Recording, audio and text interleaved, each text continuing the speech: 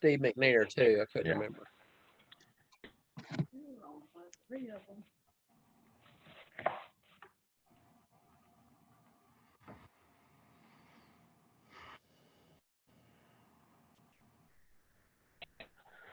I looked a whole lot different back then, Russ. I wasn't gonna say that. Yeah.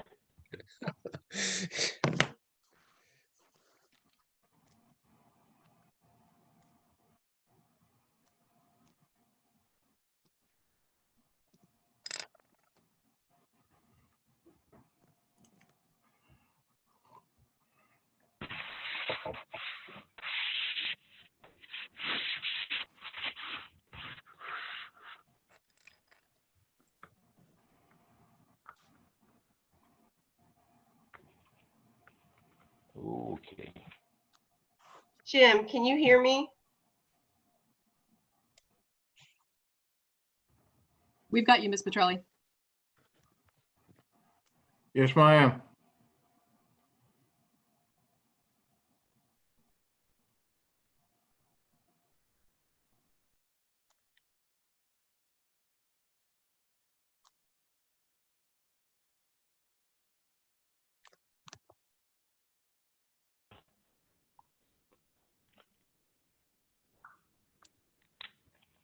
I go back out to the pool when I get done with this, if it ain't on 12 o'clock. Of course, I'm not sure what I'm gonna do in the morning. You might want to mute that. You swimming doesn't appeal to me too much. You know, Scotty, I believe it probably does. You need to just accept that and move on. It looks like to me the couch monster's got you sucked in. I don't see you doing anything but sitting right Gentlemen, there at the 6 rest of the p.m. night. you went live. I just want to give you a heads up. I'm pretty sure that I'll be fine when the meeting's over.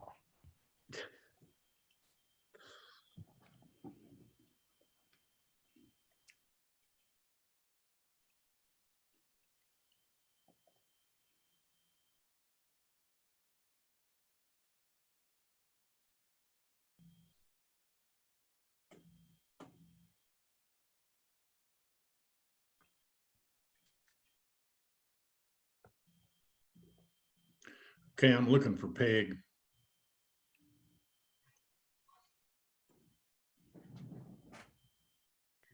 She was on a minute ago. She's experiencing technical difficulties apparently. Yeah, I did that in the first meeting and I got locked up, had to go out and start over again. I wasn't going to the toilet either. I was trying to get back online. Yeah, I just want you to clarify that. Okay, I did. It's all guys on here right now, so I get. Oh, I'm sorry, Tina, you're there. That's all right. There's Peg and Fred. Hey, Fred. Fred's helping now.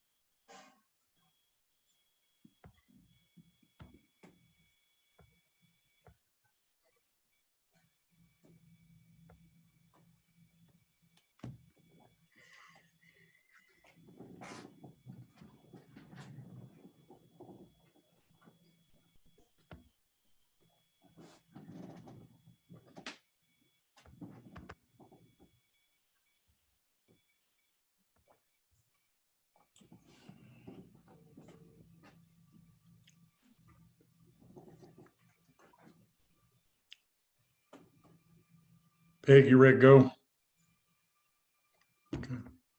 Yes, sir. All right. Let's call the public safety meeting for July the 14th, 2020 to order.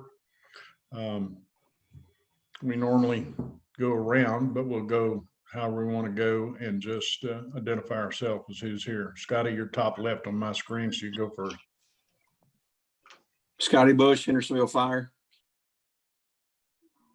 Rod. Russ Edwards, Alderman, Ward 3. Peg Petrelli, Alderman, Ward 1. Don't be shy. Hendersonville PD. Eddie Roberts. Mickey Six. Miller, Hendersonville PD. Paul Harbsmeyer, Hendersonville PD. Larry Dan, Hendersonville PD. Fire. Robert Manning, Finance. Hood Gill. Andy Gilly, Parks Department. Dave LeBlanc, City Administrator. Steve Brown, Chairman, Public Safety Committee. Mr. Wolf. I'm Dennis Wolf. I'm the fire management consultant with the University of Tennessee Municipal Technical Advisory Service. Well, that's a mouthful. Put Mr. on the front of that, it'd be hard. Thanks for being here. I just work for MTAS. There you go. We understand that better. We understand it better. We have before you May 19th, 2020 Public Safety Committee meeting minutes. I hope everybody has taken time to read those. They're short and brief. We reviewed 2 budgets and a couple of other short discussions. So I'll entertain a motion to approve those. So moved. All right.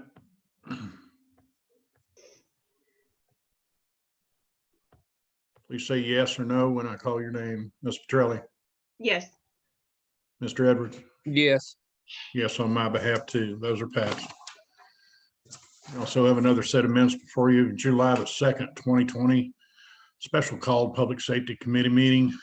We had 2 things to discuss, was moving some money of $1,256 from general fund back to fire so Scotty could get one of his apparatus, some painting done on it that needed to be done, and a discussion on the COPS program and grant funds that was sent on to the board for a vote tonight. So that's the minutes of that meeting. I'll accept the moved. motion to approve. So moved. Second. Ms. Petrelli, Mr. Edwards, yes or no when I call your name. Mr. Edwards, Yes. Ms. Petrelli, Yes. yes on my part. Okay, we got tough stuff out of the road.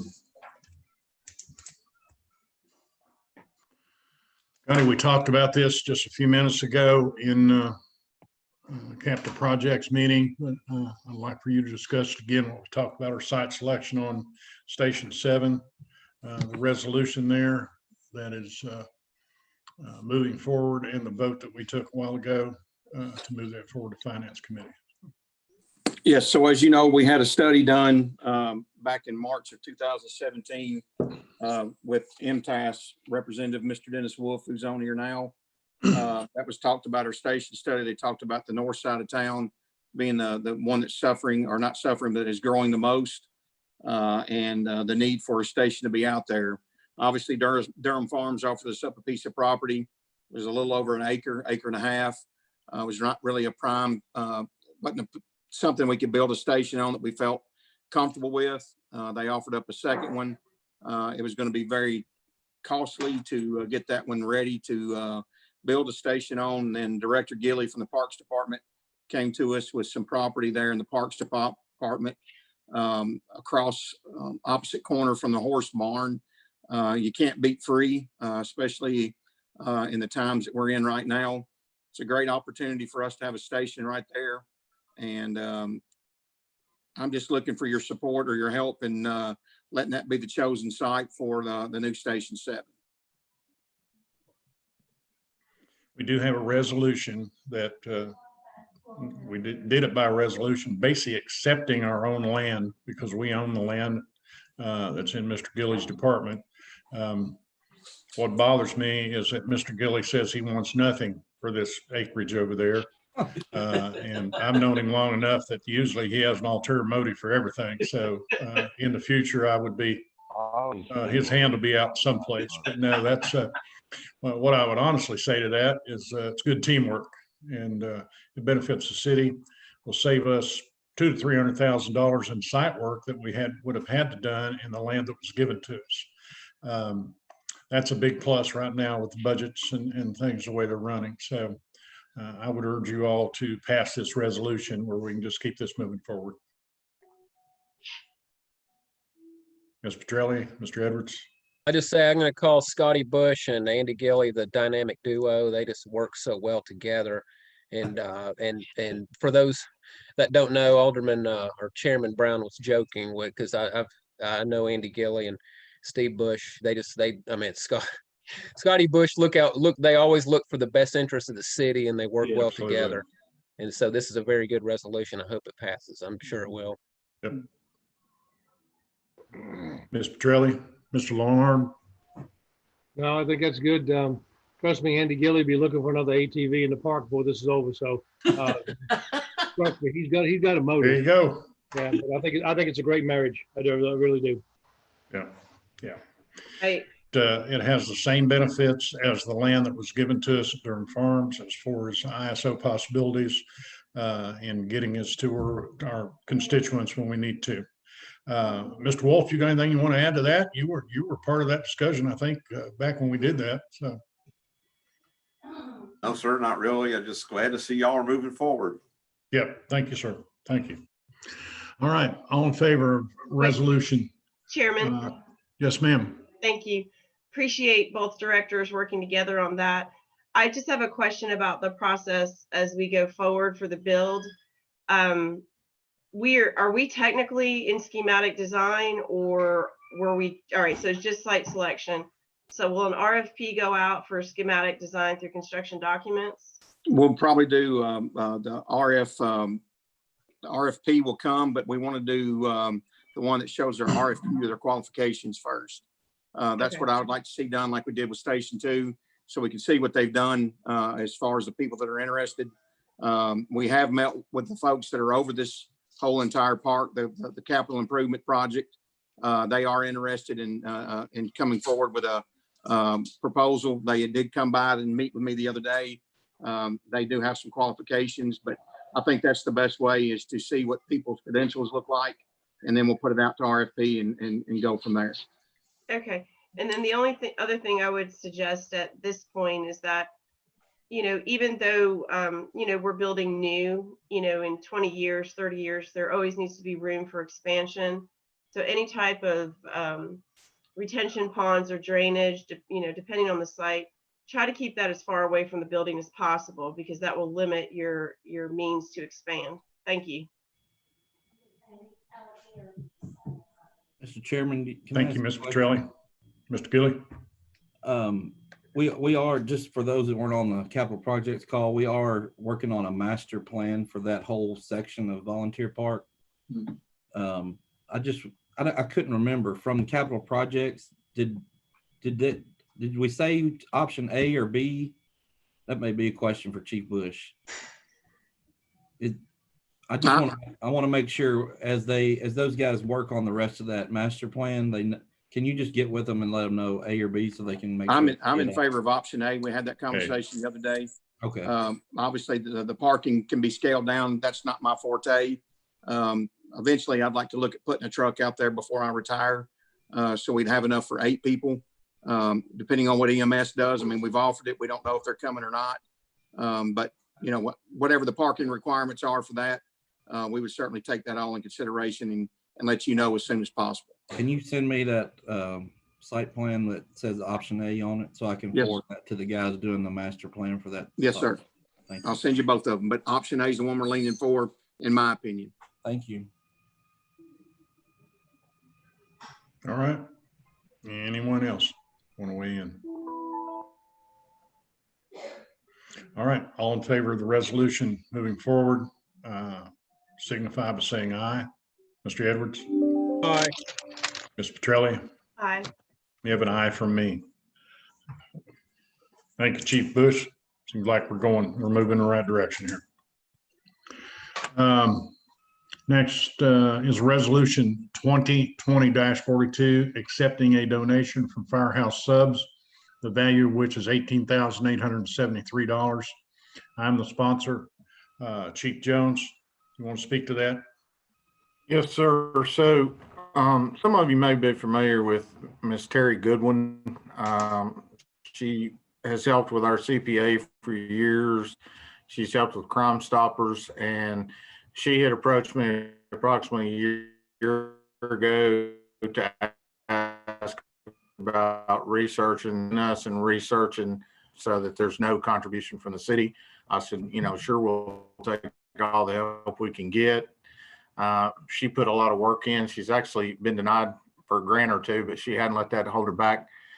She wrote the grant for this one for the approval, and Firehouse Subs agreed to provide 140 stop the bleed kits for our police officers to go in their individual first aid kits that they carry with them, as well as 5 AEDs for the police department at no cost to the city. So I think that's just an excellent thing. She did a lot of hard work on that. Questions, Ms. Petrelli, Mr. Edwards, statements?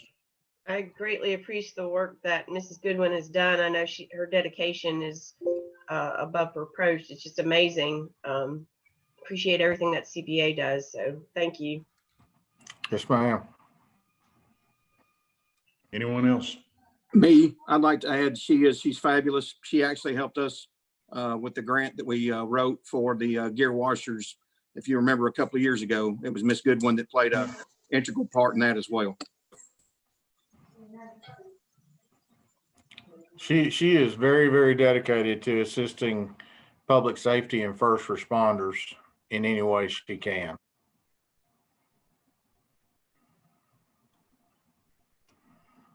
All right. Those in favor of resolution 2020-42, accepting $18,873 from Firehouse Subs, please say yes when called on, or no. And I'm hoping you all be yes on that. Mr. Petrelli, Aye. Mr. Edwards, Yes. and myself will be be a yes also.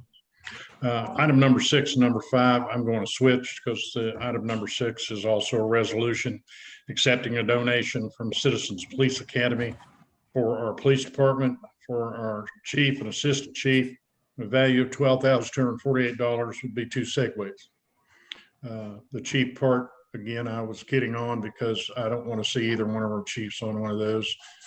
Maybe Commander Harbismar, he's probably a little bit younger than those guys, but I don't know what they're planning on doing with them, but they're free and coming to us. Who wants to speak to that? Well, Steve, you're right. Jim or I, neither one will be riding on those Segways, but That's good. That's the first wise decision you made in the last few minutes. Absolutely. But we feel like it would be a good public relations thing, particularly at Indian Lake, and when we have the July 3rd celebrations every year, different public events, it will be a plus for us, I believe. And it didn't cost us anything. Mr. Edwards? I have nothing. Okay. This is a serious question. Do those come with training, or is it hit and miss after the bumps and bruises are over, then you figure out you've got it learned? I have no idea, but I wouldn't want to get one on either. They've actually already received. Okay. They somebody from the vendor has actually already been here and worked with our officers that were chosen for that assignment, and it's people that are already certified bicycle officers who will be riding those. So it was just kind of an extension of their current training, but the vendor supplied that along with the Segways.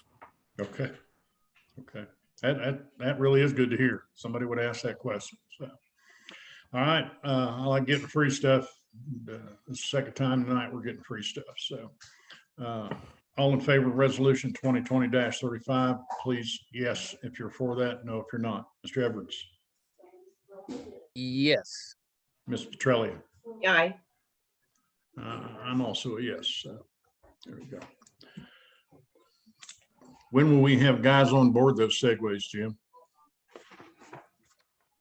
We're just, so if Bowman passes that tonight, they'll be good to go at that point. We were just waiting for Bowman approval to start assigning them on those. Okay. Yeah, and we probably won't see them on there except maybe at some of the Indian Lake things, and of course a lot of the stuff that was going on in Indian Lake, like the concerts and all, they've been cut out for this summer, but we would definitely see them at any special event, or when we have, we do a lot of school presentations where we have our horses and dogs and motors over there, and so they'll probably have the segways over there as well. Okay. All right. It's just another tool, and tools are good. All right. The last thing we have on our agenda, probably a little bit more serious with me. After our meeting 2 weeks ago, which I think all of us would agree was there was some contingency there, and I don't know, I don't even want to talk about it too much, but there had some of the public, and I think you probably did too, that asked some pretty pointed questions about the amendment that was made at the end of the meeting, or during the meeting, by the mayor. And I don't see where he's on here, but that's fine. Concerning the biggest thing is pulling over $500,000 out of our fire budget, and almost $100,000 out of our PD budget, but fire budget especially. And during that time, I made a remark about, how did you decide to do that? Stand back and throw darts. Didn't mean that necessarily in a derogatory way. It was just kind of how I felt some of those cuts happened. And we talked about especially cutting out physicals. It could definitely hinder physicals for our firefighters. Our ladder testing, pump testing, and some other things are important to our fire department to keep the health and well-being, first of all, of our firefighters, but secondly, of our citizenry first in our minds. And I'm not the professional. I'm just an alderman. I've got some life experience and willing to share that. But I talked to Chief Bush, and I thought it would be good to bring a professional in to answer some of those questions about why we need to spend that money, why it will help our ISO rating, what it could do to our ISO rating. And that is the reason Mr. Wolf is visiting us tonight. But for those that are interested, I want to give you a little bit of his credentials to show that he probably has a pretty good feel for what the questions that he's going to answer. He became a firefighter in 1974. I'm not going to read all this, Dennis, because it's a lot. It would take some time, but from the Germantown Fire Department as a volunteer. He was hired full-time as a fireman in 1977 and rose through the ranks to be the position of fire chief in 1995. He held that position until 2011, when he decided he would change career paths a little bit. And he is now working for MTAS as their advisor, our advisor. So not only does he have the firefighter's point of view, he's got the chief's point of view. He has a bachelor's degree in fire administration from the University of Memphis and a master's degree in fire service leadership from Grand Canyon University. He's a graduate of the National Fire Academy's Executive Fire Officers Program. He holds accreditations as a fire chief, CFO, as a chief emergency medical officer from the Center of Public Safety and Excellence, and the designation of member in the Institution of Fire Engineers, past president of the Tennessee Fire Association. So what he does is the same thing as Gary Jacob, only he does it basically for fire service. So I would ask you, and I'll open the floor up for questions, but because this is the last thing we're going to discuss, but I ask him here basically to tell us and tell the community, and he's going to have the opportunity to do that as well, how important it is to have these things done, what it means to us each year. And Scotty, you can jump right in there with him, because you're the non-retired fire chief on the board right now. So Dennis, can you help us there? Give us what insights you've got. And again, I appreciate you coming. You really didn't have to go anywhere other than press computer button. So you didn't have to drive 200 miles to get here, but I will say I appreciate you coming anyway. So. Thank you. Glad to be here. A couple things to talk about is Testing is important for several reasons. Number one, you want to make sure you test your equipment so that it works when you need it and it's safe. And the other thing that's important about testing is there's credit for it in the ISO fire suppression rating schedule. The main thing that ISO gives credit for is pump and hose testing for your engines. An engine has tools and equipment, and ISO assigns point values, but the total point value for an engine is 600 points. The pump test alone is 100 of those 600 points, and hose testing is 150. So if you don't do that annually, you're going to miss out on 150 of the 600 points available, and that's going to factor into your ISO rating. Now, how it factors into it's very complicated because the tools and equipment is not only calculated and affects the score in one area, it affects in several areas in the grading schedule. Same with your ladder truck. Ladder truck's worth 416 points. The annual testing of the ladder is 50 of those 416 points. Every 5 years, that ladder needs to have what's called a non-destructive test. If you don't have the non-destructive test, then ISO gives you no credit for the ladder portion of that truck. The ladder portion of that truck is worth 200 of the 416 points. So the other reason you want to do annual testing of the ladder is to make sure it's safe when your firefighters climb it. You mentioned firefighter physical exams. Last year, the Barry Brady Act was passed, and cities are required, if a firefighter asks for it, to provide them with an annual physical medical exam that screens for 4 types of cancer that's covered by that law. It's not an option. So if a firefighter comes and says, I would like to have this physical, the physical has to be provided by the city at no charge to the employee, and that includes the deductible. Another thing is fit testing. Your firefighters need to wear self-contained breathing apparatus, and they're required to be fit tested annually. That's an OSHA requirement. So if you're not able to do the annual fit testing, you're going to be in violation of OSHA, and there can be fines and citations for that. Same with your self-contained breathing apparatus. It requires an annual, I call it a flow test, but it's an annual test that makes sure that the SCBA is in perfect working condition, so that when a firefighter puts it on, it's going to provide the air that he needs or he or she needs in the fire while they fight the fire. So those are just a few of the examples of why it's important to have testing of your tools and equipment and provide those physical exams for your firefighters. Okay, thank you, Mr. Wolf. We've got about 3 minutes left in this section, or our slotted time. I also want you to come back and see us in about 30 minutes. And I'm going to ask basically the same question for the rest of the folks can see, but is there any quick question that we want to ask Mr. Wolf that you can save for the answer later? Or I have a suggestion. Is Robert still on the call? Okay, I can don't tell see him. him. No, he's I can not. tell him later.